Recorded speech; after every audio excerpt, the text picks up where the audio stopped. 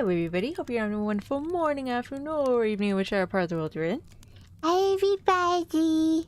Sorry for last time. It was the internet's fault. It was Garrett's fault. I'm very upset. Oh, God. I was like, why is it not working? I was kind of hoping it was gonna be okay. I hope today it's okay. Generally, in like rainy weather, it doesn't like behaving, but it seemed okay today, but we shall see. Oh my goodness. Oh. Ooh. We ate a lot of delicious food that was really bad for heartburn, but are you happy, Antonia? Oh, I am extremely ecstatic. I got some flautas, got some chicken wings, got some bites of a pumpkin thingy. I don't know what it was. I can't believe you only let me eat half. Oh, thank you for the head pat, Sean. Thank you, thank you. Well, I mean, it was a pretty big slice. I think half is reasonable to eat. Fine, fair point, fair point. Oh my goodness. Ah. Hi, Sean. Welcome, welcome. Hi, Sui Seiseki. Welcome, welcome. Hi, Baba. Welcome, welcome. Oh, well, I've only got 23:30. Nice. So, yeah, thank you for that. Thank you. Oh my gosh, we get Lina twice this week. Yeah. Well, who do you think's gonna be singing with her? It's me. Lina. Was that my... No. Okay. Hello, Nuts. Welcome, welcome. Let's see. Chris's Miracle. Aye, aye. Okay. Oh man, I shouldn't be eating all that food. Oh, goodness. Yeah, I think she's like really full. A little bit. Please don't say it. Yeah. Okay, so... What do we got? What do we got? Karaoke. I am really hoping none of these get copied. I checked. Oh my goodness. I checked. Bubba was kind enough to leave a list of what was public domain, what was copyright from like a website. So I picked out the ones that were public domain. Hi Death, welcome, welcome. Just ate a big can of sliced peaches. Oh, I haven't had canned of sliced peaches in so long. That sounds very delicious. Good for you. I love peaches. They're really good. Especially in ice cream. Ooh. No, I remember actually. Okay, quick story. There's like this restaurant. They're really dumb sometimes. I was kind of shocked. So they had this peach cobbler, right? Like a slice of peach cobbler with ice cream. I was like, okay, nice. And so we got it to go one time. We're like, okay, we're gonna take like a slice of peach cobbler. Took some food home. And when they handed it to us, I was like, hey, they hand you 2 slices of peach cobbler with ice cream. Yeah, that's what's on the menu if you get the peach cobbler. I'm like, okay, cool. I got it, right? And I was like, what is this?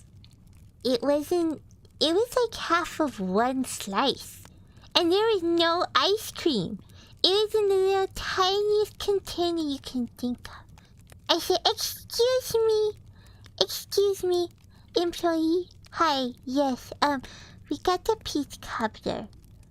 And they're like, oh, of course, it's right here. I like, yeah, but like, what is this? This is kind of tiny, don't you think? And they're like, oh, well, that's what fits in the container. And I was like, okay. But you're still charging me full price.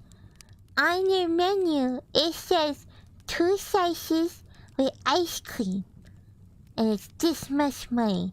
It's been a while, so I actually can't remember how much it was. I think it was like 8 or something. I can't remember. It was something really high. We were like, okay, well, it's 2 slices and ice cream. So that was okay. Good. Okay, so I asked her, well, can you give me a discount? She's like, what? Why? Why are we giving you a discount? I was like, because on the menu, it says 2 slices with ice cream. Yes, I'm taking it to go, but if you're going to charge me the full price, at least give me the 2 slices of pie. Like, you don't have to give me the ice cream. I understand, that might melt. But at least the 2 slices promised on the menu. And she's like, Okay, let me go talk to my manager. I was like, okay.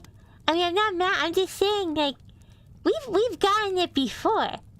Antonia showed the picture, and then Antonia showed her the picture, because it was pretty big. They put them in what did they put them in?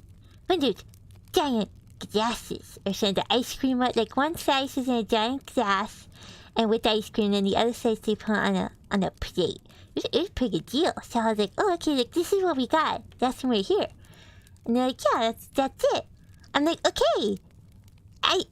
Then why are you giving me, like, not even half a slice in this little tiny container and charging me the same amount that I paid for here? Anyways, long story short, they gave us the second slice and some ice cream, all in separate containers. But it's okay. We were never getting that dessert to go again. Don't even get me started on the food. Yeah, we're not going there. Like, some places, they're really good when you eat there. When you take it to go, though, or like when you want to order it because you want to have the meal at home for like a special occasion or something, they don't give you good food, or they try and jip you, and then they charge you the same damn amount. I was like, wait, this is tiny. This is a little container. Why are you charged? What's this? So we got late Christmas shopping to do. Nope, we're good. We're good. I'm pretty positive I got everyone. Let's hope so. Yeah, I think I got everyone. It's all good. Monster stingy. I know! Did Lina eat that person? Angry face is super cute. Oh, thank you. No, I didn't eat anybody, but I was just... Look, if you're not going to give me the whole thing listed on your little menu you hand me, then don't expect me to pay full price. That was sad. I was like, does this look like what we ordered before? Because it doesn't look like it. What language is this? Hello, this is English. I don't know what you're on. I just ordered food from a place that was open at 1 a.m. I got some of the best food ever. Well, no, don't get me wrong. Some places are good. You can order from them, and they generally give you a good amount. But some place, like restaurants specifically, if you try and, be like, oh, it's just to go, they're gonna try and dip you. At least from our experience, it seems that way. I mean, some restaurants, but most of them will give you less, or like really horrible portions, or like, I know whenever I would get takeout with my family from a specific restaurant, we would want lean, just because like I think only my father would eat like the fatty stuff, but me and like everyone else would always eat like the lean. And so one time we had gone just like all fat, and it wasn't even, I think they charge you like $30 or something for like 5 pounds or something. It was so tiny that we actually like weighed the food, and they only gave us like 2.5 pounds, even though they charged us for 5. So anyways, they went back for that, but I digress. Any hoosies. Okay, karaoke. Trust it works. Hi, welcome. Hello, I'll be watching bot. I'm building a shed right now. You're building a shed? I hope it's not cold where you're at. Let me tell. Oh, thank you. Yeah, you have fun too building your shed. I hope if it's cold, please wear a jacket or something, because oh my god, it was really freaking cold today. It started raining yesterday and it hasn't stopped. Antonia's been shivering all day. She even wore her cashmere. She's like, I'm gonna be wearing a tank top and a cashmere and a sweater and my jacket and a scarf and earmuffs and my rain boots. She was all decked out this morning. It was cold. It was so cold. For those that know what cashmere are, please don't make any assumptions about me. Almost all of my all of my cashmere is literally from thrift stores. But let's see. I was gonna say, yeah, like all my good stuff I get at thrift stores. Got it real cheap. There's this one place, they have really nice cashmere in like their little sweater section. They have them for like $5. I was like, this is great. Anyways, I'm more of a turtleneck kind of cashmere person. I get cold easily. Okay, I'm a desert person. I live in the heat. I'm not good with cold. It's like 57 degrees outside. It says sunny, which is a lie. I can see through the window. It is cloudy, like super duper cloudy. There is no sun. Anywhoosies. Yeah, if you're outside and if it's cold, please wear a jacket or something. But good luck, Whelp. You got this. Okay, karaoke. I'm incredible amounts of questions I don't think I'm ever gonna get answers for. Oh, okay. Well, we can answer your questions during a just chatting stream, but for right now we're gonna do karaoke. Do I take out the mics or do we just pretend to be carolers? No, I think we're good with caroling. Okay, but you gotta turn off the fireplace. Oh, right. Hold on, I got you. Pause. Okay, so how many songs do we have again? Let me see. 1, 2, 3, 8. We have 8 songs. Okay, so like I said, Bubba was kind enough to give us the ones that are in public domain, so hopefully nothing gets like noticed by YouTube that says it's copyright or something. I don't know. If it does, I think I saw somewhere that there's actually an option. Are we taking suggestions? Oh no, I actually have a playlist already. And then any songs that people did want but are unfortunately copyrighted, we were gonna be humming those, but no background music.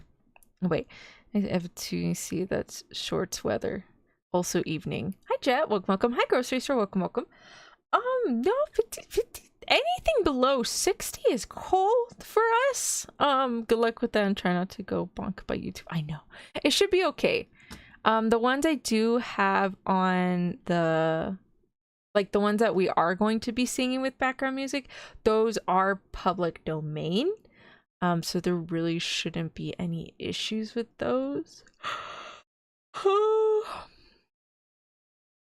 What bod? What? I'm confused. What? Okay, same. Also, hi, welcome. Just want to let you know that once the stream is over, the video actually stays on YouTube. So VOD is automatically gonna get uploaded either way. The only time I don't upload a VOD is if I'm doing karaoke, and then that's with music that will most definitely get copyrighted. But if anything should happen, I can just go into YouTube Studio, chop out the sounds that did get copyrighted, and it's all good. That's what I did for our anime opening quiz. There was 2 times. Has bong? Yeah, it has. There was 2 times that what was it? No, yeah, during the anime opening quiz, there were 2 songs that actually got copyrighted, and what ended up happening was that, oh god, what was it? It got copyrighted, so it actually made it not be on YouTube anymore. They're like, oh, we can't show this, and I was like, oh dear. So I chopped those out, and it ended up re-uploading it anyway, so it was okay. You can private it. Yeah, with the thing with the karaoke's is I really don't want to mess with YouTube. So once I'm done with karaoke, I private the karaoke, and then I will screen record certain songs that I think were pretty good. I have a file of those, so I screen record, and then once I'm done with that, I delete it. Because I don't want YouTube to pick up on anything, send a copyright strike, do anything to the channel. So I usually just delete it afterwards. I don't think I have I have nothing privated. Everything is automatically uploaded. I do have that feature on YouTube, so I do have that feature on. And then, but no, this one's good. This one is a copyright free Christmas song, so we should not get bonked by YouTube for it. Yeah, I should be safe. Trust me on this. Or humming. Wait, you keep holding to the bit? What? Yeah, there's a... Okay, quick lesson, everybody. Let Lina tell you. There's a little dot thingy. What is it? I'm gonna find it for you, Antonia. Stream settings. Here it is. Okay, so once on stream settings, you can enable DVR. Hi, Absol. Welcome. Hi, Absol. Welcome. Okay, so there's this thing. It's called DVR. Stink, is that the word? Let me see. Is that it? At the screen. And let me move this into. There it is. Yeah, okay. So it's called DVR. And all it does is after the stream is over, it actually it processes the video, like the stream, and it stays uploaded. So all the streams, you can actually see them on Discord. Okay, we are very confused, but, Antonia? What? Oh, I guess you can go ahead and ask those questions on the Discord, because that sounds like another issue entirely. No, so for here on YouTube, what it actually does is after the stream's over, it processes it. Oh, thank you for that, Pat. Thank you. It processes it, and then after it's done processing, it stays up on YouTube under the live tab. So it's all good. The only thing I don't save, I think, were just those 2 karaoke, 2 or 3 or 4 karaoke streams I have done. Aside from that, everything else is up on YouTube, so it's all good. All right, so first one we have is Deck the Halls. Do do do do ba da ba da ba ba ba ba ba. So Lena and I are just gonna be switching between, I guess, lyrics. Or Lena, do you want to sing Deck the Halls? Yeah, we can sing it together. We'll just switch between them. Oh, but we can't be looking at chat, okay? Oh, yeah, no. So, yeah, we can't look at chat. I need to be, like, pay attention to the words. Because as much as, like, I like singing Christmas songs, I actually don't know them that well. Let's just scrub back through the live stream as it's live. Oh, yeah, that. Is that what the setting does? I know you guys can look at it on a mobile where you can, like, go back and forth. All right, so. Okay. Oh, wait. Okay, hold on. I just remembered. We need to check volume levels. Let me know how this sounds to you guys. Why is this thing jumping up and down? Oh, it's because I keep hitting the keyboard. That's why. Okay, how does that sound? Do you guys need it lower or higher? Or is that like a good volume? Bum, bum, bum, bum, bum. So, like, let me know what volume that's at. Yeah, I'll sing. La la la la la. Yeah, yeah, yeah, yeah. Meow, meow, meow, meow, meow. Meow, meow, meow, meow, meow, meow. Meow, meow, meow, meow, meow, meow. How's the volume, guys? Yeah, how's it sound? Does it sound okay? Do I need to put a little bit higher to be good? Sounds good. Sounds normal. Okay. Sorry, same. It looks like I got 2 people saying it sounds okay. Oh, wow, that is actually pretty high. Okay, my volume actually isn't that high, and I can hear it pretty well. Okay, so we'll keep it at that volume. Okay. And the volume should be good, because I think all of the videos... Yeah, every single one is actually by the same karaoke channel, Sing King, so we should be good on volume. Ehehehem. Are you ready, Lena? Yes. Oh, hi, Greg. Welcome. Cat noises. Meow, meow, meow. Well, if you guys watched the previous Christmas special we had last year, I'm actually singing. It's called Cat Karaoke. How do you do? I'm doing good. How are you? Hi, Greg. Welcome. Doing pretty good. All right, so first one is going to be Deck the Halls. I feel like I should be writing this down. All right, so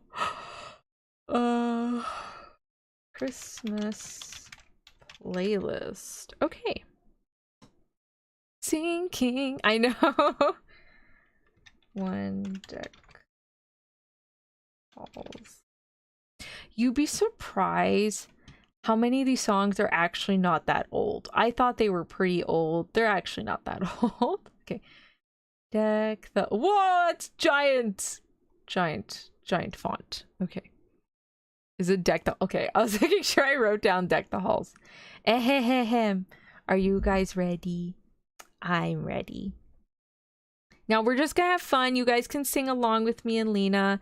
It doesn't just have to be us singing. You can sing along or just hum or murmur to yourself. Be like, dun, dun, dun, dun, dun. All right, Lena, are you ready? Yeah. All right, so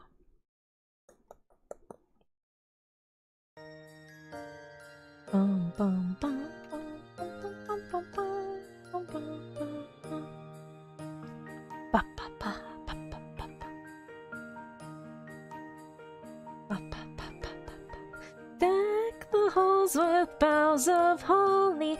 Oh no! What happened? Oh no, is it the buttons? It's the buttons, isn't it?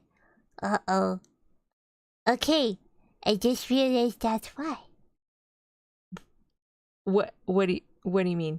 Well, it seems okay. So chat, I had these little buttons that like give you the faces, like this face and that face and that face.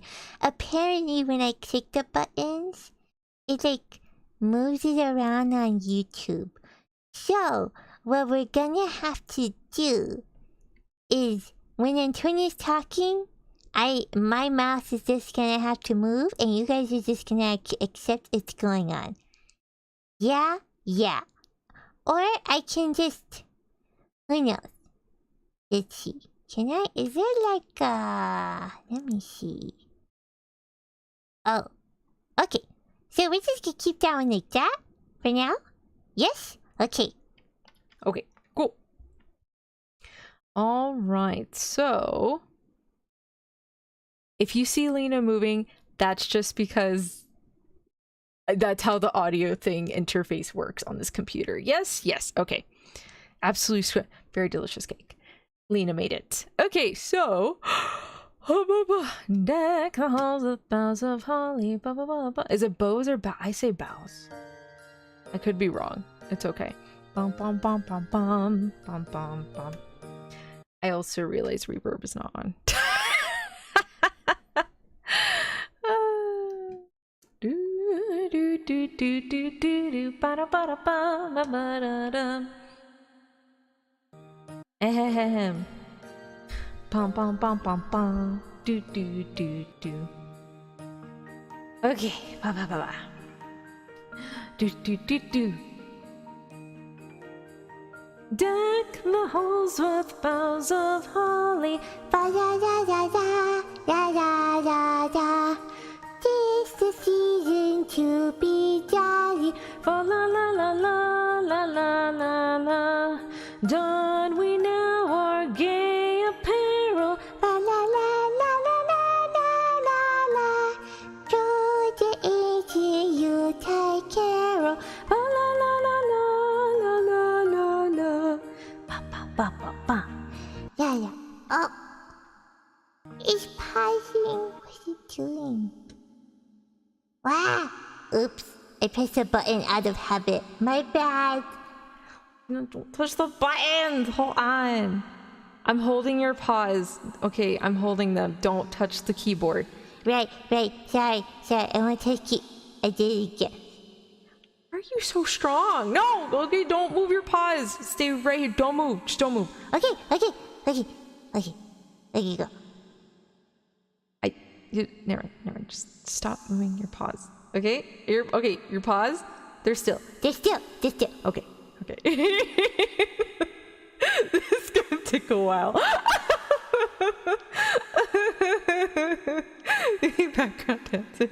Okay, one more time. Don't move, okay? I won't move. It's okay. Go.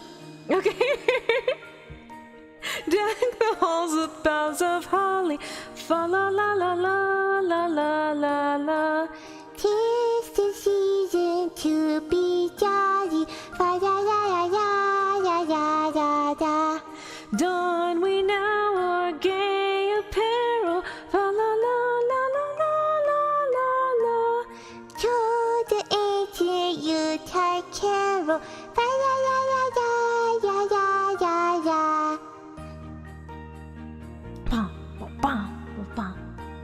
The blazing Yule before us. Fa la la la la la la la la.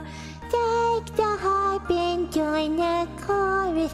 Fa ya ya ya ya ya ya ya. Follow me in merry measure. Fa la la la la la la la la.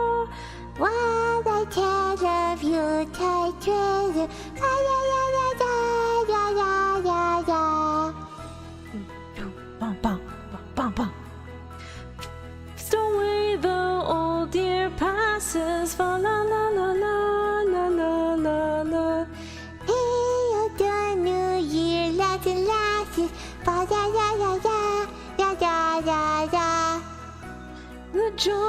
us all together. Fa la la, la la la, fa la la. Heedless of the snow and weather. Fa la la la la, la la la la. La la la la la, la la la la.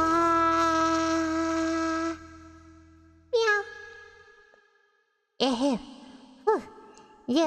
Little bit of a rough start, but I think we did okay. Why is there bread in the chat? I don't know. Good job, guys. Love that bread. Shake your bread. Shake the baguettes. Let me be honest, after a whole day of work and dealing with hell, this feels pretty amazing. I see what you guys do this. La la la. Yes. This is fun karaoke. Okay. Which one's next, Lina? Let me see. It's Jingle Bells. Jingle Bells. Oh, she got pause it. What's this? Oh, it's a video game. Gotta wait for the ads now. Waiting some more waiting. Can I kick it? No, I can't kick it. Cause I don't have the rave one emoji yet. Oh, that's true. Honestly, I think the bread is great. You got a budget. Hi, Captain. Welcome, welcome. Hi, Captain. Welcome, welcome. How you doing today? Good? Doing karaoke. Oh, wait. Let me add the... Let me see. Number 2. Jingle Bells. I promise I had practice when the day we were going to do this. I did a little this morning. And then that was it. We were out running errands. Okay. Ready, Lina? Yeah. Okay. Let's see. Okay. Okay. Wait, let me do the beginning. Okay. Bam, bam, bam, bam.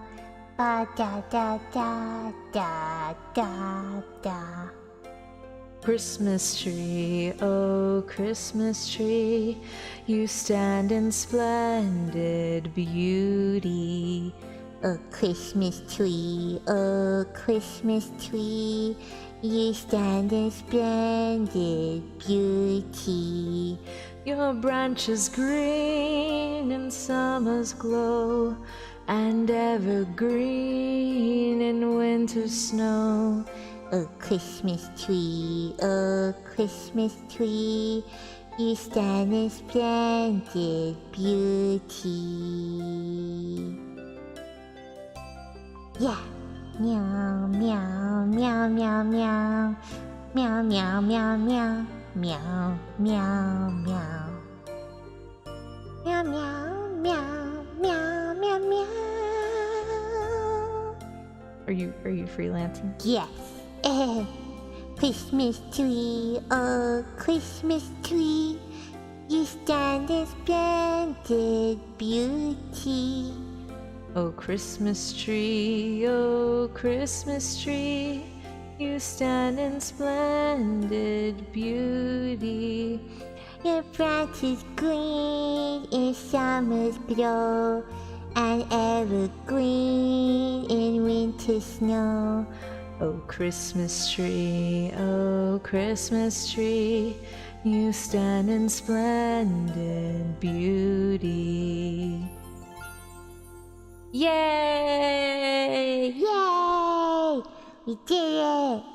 That was so calm. I don't know why I thought that was gonna be a fast song. I kind of recall Christmas tree, but I think the songs I'm recalling have like a little added things into them. They're doing hard. Let them cook.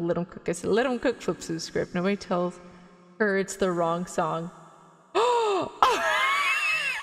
Click number 3. Good job, Antonia! I'm sorry. I clicked number 3 instead of number 2. Okay, we're gonna hold on. My bad. Oh my goodness. This happens a lot. It's okay.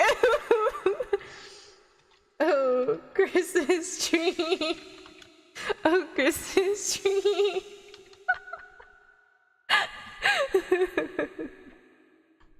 My bad. It's okay, Antonia. It happens all the time. What's that supposed to mean? It means what it means, Antonia. Now write Jingle Bells. Okay. From my gut goes, watch Rest of Bud later. Great Christmas to Lina. Bye, chat. All right, thank you, Sean, for watching. I appreciate it. Have a happy holiday and Merry Christmas to you too. Thank you. Here's why I said, let them cook. Have a jolly holly Halloween. Well, I was like, why are you saying let it cook? And I was like, oh, Bubba said, but the wrong one. Have a Merry X Halloween. Okay, so Jingle Bell. Okay, I will admit this one. Jingle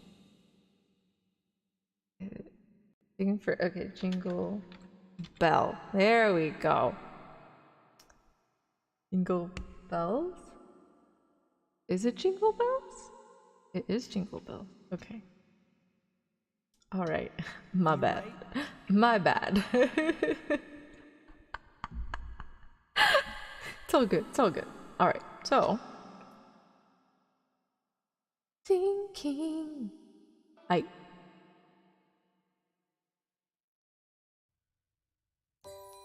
Oh, I can't hear the music. Okay. Ready, Lina? Yeah. Dashing through the snow in a one-horse open sleigh. Over the fields we go, laughing all the way. Bells on bobtails ring, making spirits bright. What fun it is to ride and sing a sleighing song tonight. Oh, jingle bells, jingle all the way. Oh, what fun it is to ride on a one-horse open sleigh. Hey! Jingle bells, jingle all the way. Oh, what fun it is to ride on a one-horse open sleigh. Now on the ground is... Oops! My bad, I went there too soon there. Now on the ground is white. Go it while you're young. Take the girls tonight. Sing the sleighing song. Get a bobtail bay. 240 for his speed. And hit him to an open sleigh, and you will take the lead. Oh, jingle bells, jingle all the way. Oh, what fun it is to ride on a one-horse open sleigh. Hey! Jingle bells, jingle all the way. Oh, what fun it is to ride on a one-horse open sleigh. What fun it is to ride on a one-horse open sleigh. Now, let me redo that last part. I was too sick. Ah! What did I do? Antonia, what did I do? Calm down. It's okay. You just clicked out of it. Hold on. I got you. It's fine. Hold on. Hey, let me redo that last part. I feel like it wasn't enthusiastic enough. Oops, the volume's off. Let's see. What fun it is to ride in a one-horse open sleigh. That sounds better. Okay. Are you happy? Yes. Okay. Alright, so we got Jingle Bells. It would be extremely jolly. Okay, might feel like it's redundant me to give advice if you mess up a roll your times if you didn't and continue. Oh. Like that. Until you do it. Oh.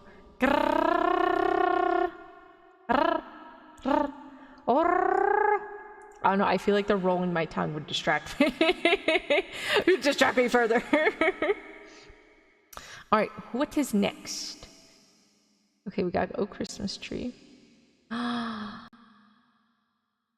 Antonia, I think you should do those. Are you sure? Yes. I think everybody would love to hear you sing these. Yeah? Oh, okay. Let me picture. There you go. Okay. Ahem. Lina says you guys would prefer if I sing the next two. Is that an actual thing? Like, is tongue roll ASMR like a thing for people? Is that... I feel like that's just... No? Is that... I'll write it down. I didn't know that was a thing. Is it? Is it? Are you sure? Because I don't believe you guys. Alright, so... Okay, Lina says it's probably better if I sing it. Okay. Let's see. Alright. Let's see. Oops. Which one is it? It is now. It's like I'm making it a thing. Okay, a holy night. Okay, so the next one. Let's see.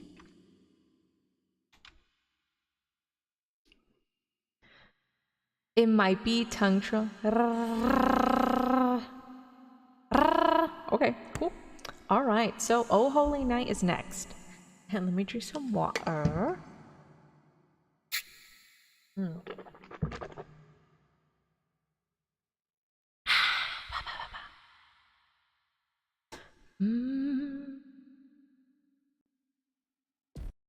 right. Oh, gotta wait for the ad.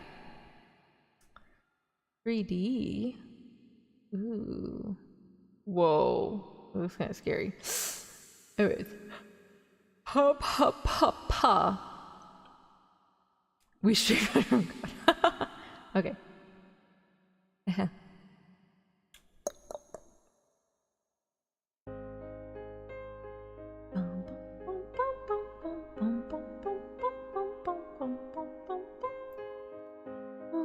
Holy night, the stars are brightly shining. Is the night of our dear Savior's birth.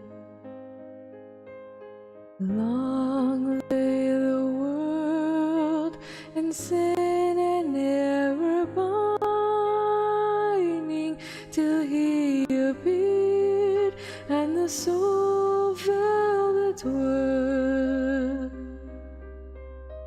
A thrill of hope, the weary world rejoices, for yonder breaks a new and glorious morn.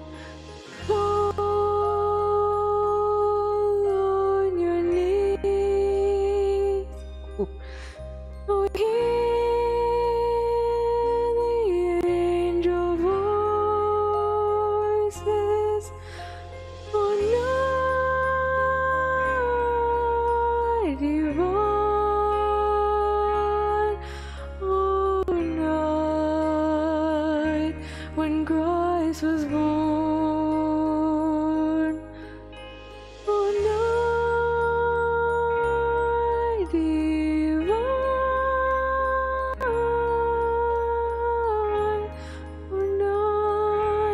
Oh, night divine. This one's a little fast.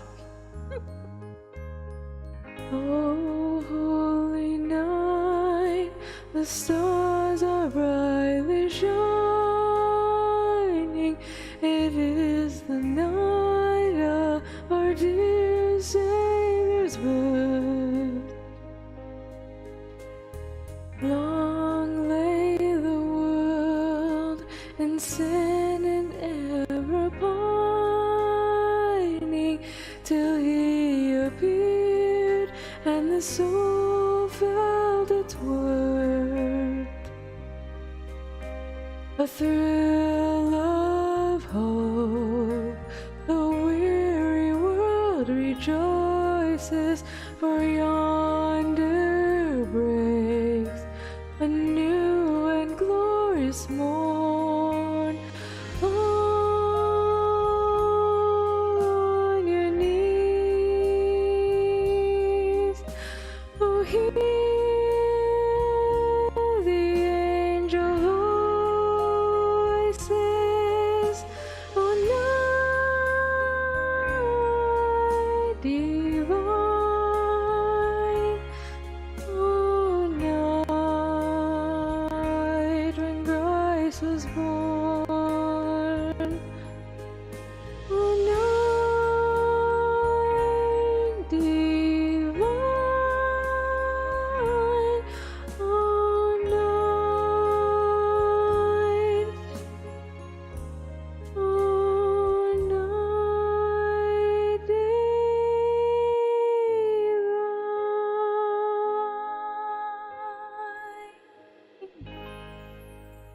Ooh. Ooh. Ooh. Ha. Ooh. I'm just kidding. cat is needed melting. If I manage to stay long enough in the server, we will get in a request. I would request TikTok. TikTok. Don't know what that song is, but okay. Alright, hey. Okay, and then the next one, Lina, you said you wanted me to sing that one as well? Yes. I think chat would love it if you sing the next one too. Okay. I feel like you're feeding into something. No, I just think the next two songs are really pretty when you sing them. Okay. You're not tricking me, are you? No. Okay. I believe you. Let's see. Next one is... I actually made a really funny joke on this one. It's okay, I won't mention. No, I can't mention that. Okay. Let's see. Is this thing waiting for commercials? Oh my god, this is long. I mean, it's not too long. It's like standard song long, but like it's a little long. Bum, bum, bum, bum, bum. Bum, bum, bum. Silent night, holy night, all is calm, all is bright, round yon virgin mother and child, holy infant so tender and mild, sleep in heavenly peace, sleep in heavenly peace.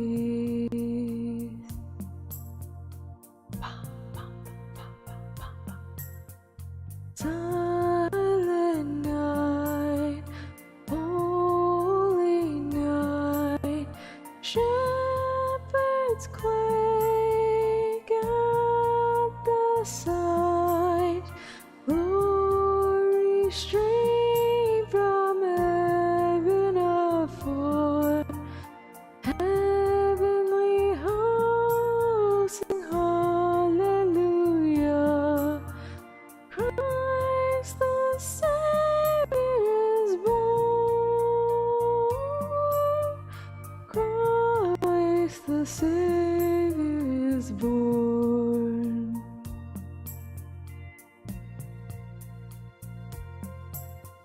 Silent night, holy night, Son of God, love's pure light, radiant beams from thy holy face, with undying redeeming grace. Jesus, Lord of my birth, Jesus, Lord of thy birth. Okay, one more time.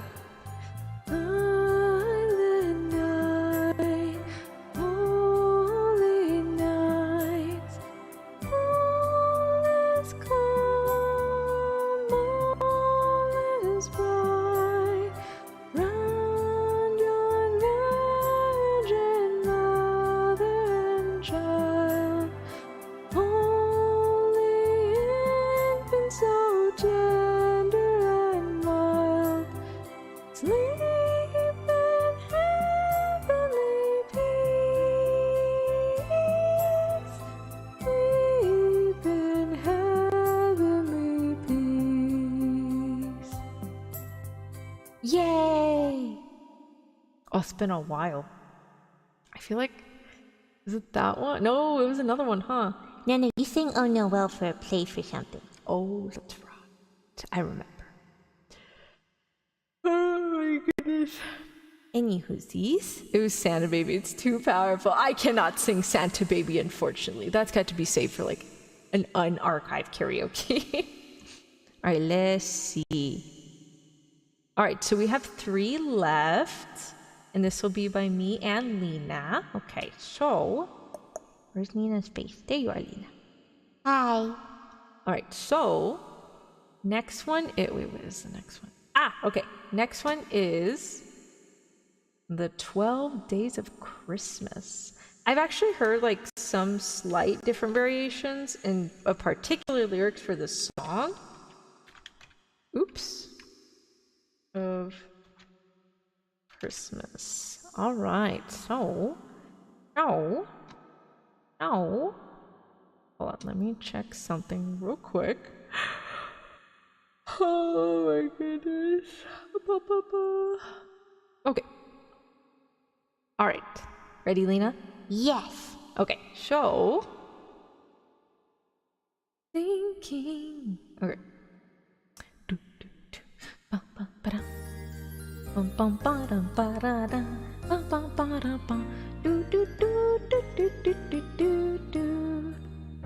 On the first day of Christmas, my true love gave to me Partridge in a pear tree. On the second day of Christmas, my true love sent to me 2 turtle doves and a partridge in a pear tree. On the third day of Christmas, my true love sent to me 3 French hens, 2 turtle doves, and a partridge in a pear tree. Oh, I think my mouth's watering. Go ahead, Ty. Oh, you've sent to me 4 calling birds, 3 French hens, 2 turtle doves, and a partridge in a pear tree. On the 5th day of Christmas, my true love sent to me 5 golden wings, 4 calling birds, 3 French hens, 2 turtle doves, and a partridge in a pear tree. On the 6th day of Christmas, my true love sent to me 6 geese a-laying, 5 golden rings, 4 calling birds, 3 French hens, 2 turtle doves, and a partridge in a pear tree.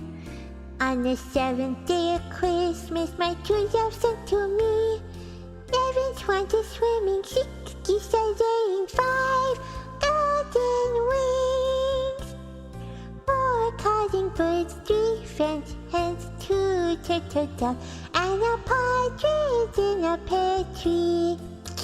Okay.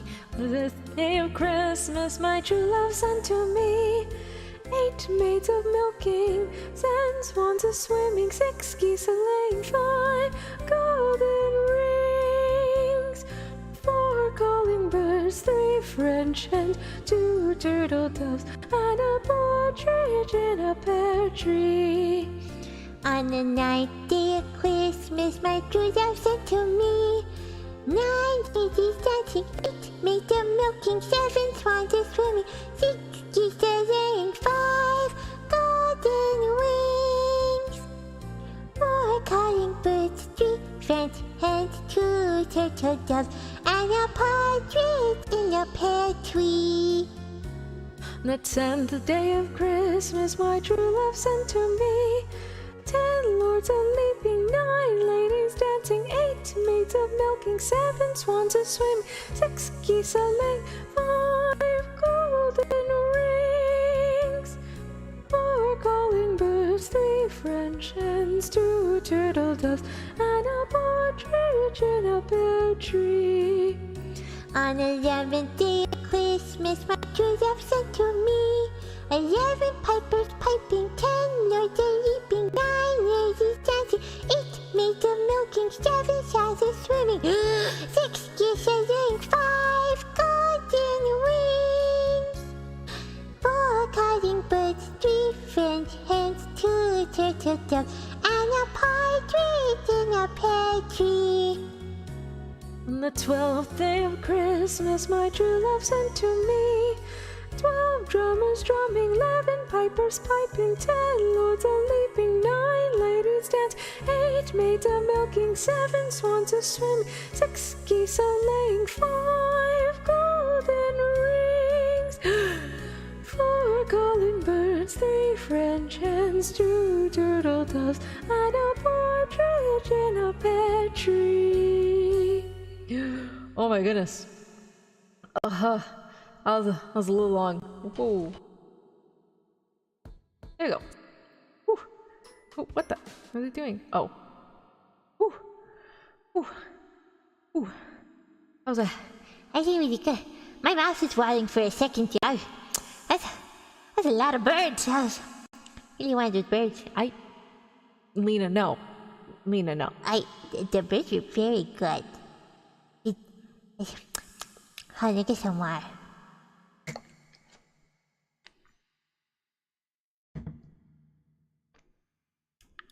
Okay, feel better.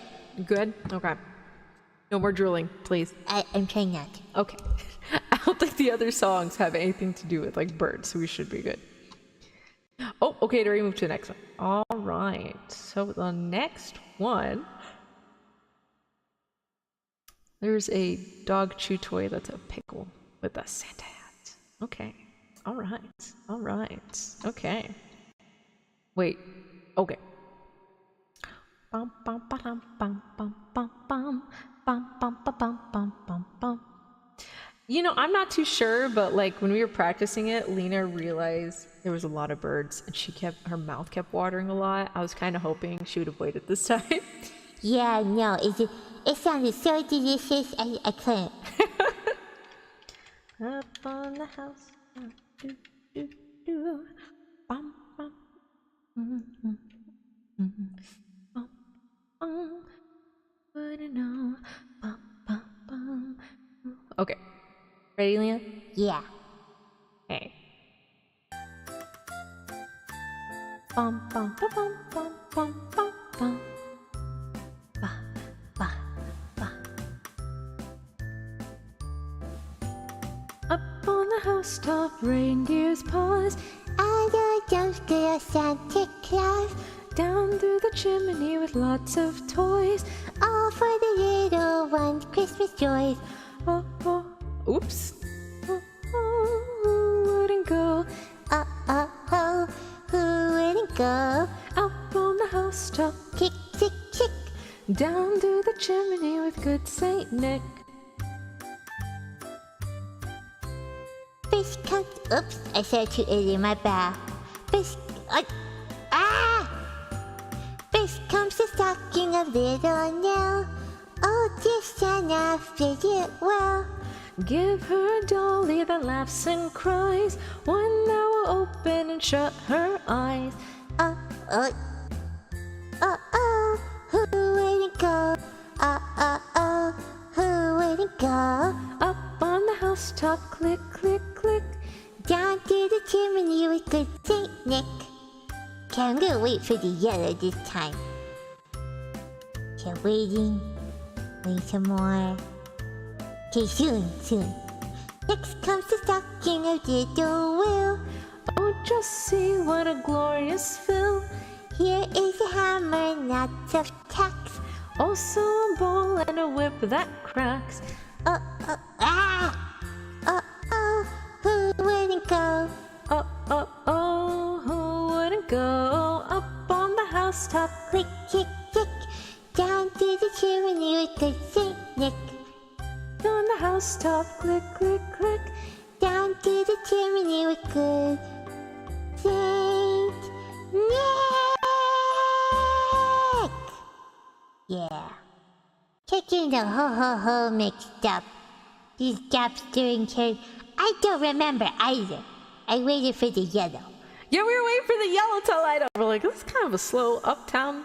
Up on the housetop, click, click, click. Down in the chimney like, oh, Saint Nick. Oh, who wouldn't know? Who wouldn't go? Up on the housetop, click, click, click. Down to the chimney. They go Saint Nick. Guys, I'm in fast type, like the fast-paced one. Kind of slow. But hey, it's housetop. Oh, sorry, Auntie, go ahead. Oh, what? No, I was just looking to see. Okay, final song, and then we will be reading some short stories by Hans Christian Andersen. One of Antonia's most favorite classic authors. Yes, I love Hans Christian Andersen stories. They're so good. All right, let me see. Was it Wish You Merry Christmas? Yeah. Oh, okay. Hold on. Is it We Wish You Merry... too long. Merry... Doot doot doot doot doot doot. Wish you a Merry Christmas. There we go. You should see really throws me off too. We were lost. We're like, what? I forgot about that. We just going with the flow. Alright. Oh, make that small and turn. They can't see it. Yeah, well, if I make it too small, you can't read the text. Ah, looks good. Okay. So. Oops. Okay. Oh. Alright. Last one, everybody, and then we're reading. Okay. Bum, bum, bum, bum, bum. Wish you a Merry Christmas. We wish you a Merry Christmas We wish you a Merry Christmas and a Happy New Year. Good tidings we bring To you and your kin. We wish you a Merry Christmas and a Happy New Year. Oh, bring us some figgy pudding. Oh, bring us some figgy pudding. Oh, bring us some figgy pudding and bring it right here. Good tidings we bring to you and your kin. We wish you a Merry Christmas and a Happy New Year. We won't go until we get some. We won't go until we get some. We won't go until we get some, so bring it right here. Good tidings we bring for you and your kin. We wish you a Merry Christmas And a Happy New Year. We all like our figgy pudding. We all like our figgy pudding. We all like our figgy pudding with all its good cheer. Good tidings we bring to you and your kin. We wish you a Merry Christmas And a Happy New Year. We wish you a Merry Christmas. We wish you a Merry Christmas. We wish you a Merry Christmas and a Happy New Year. Yay! Oh, I forgot we were gonna hum some too.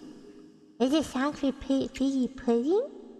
Yeah, I guess so. I've never tried figgy pudding. Have you? No, never tried figgy pudding. He wrote yeah, he did write The Little Mermaid. He wrote The Little Mermaid. He wrote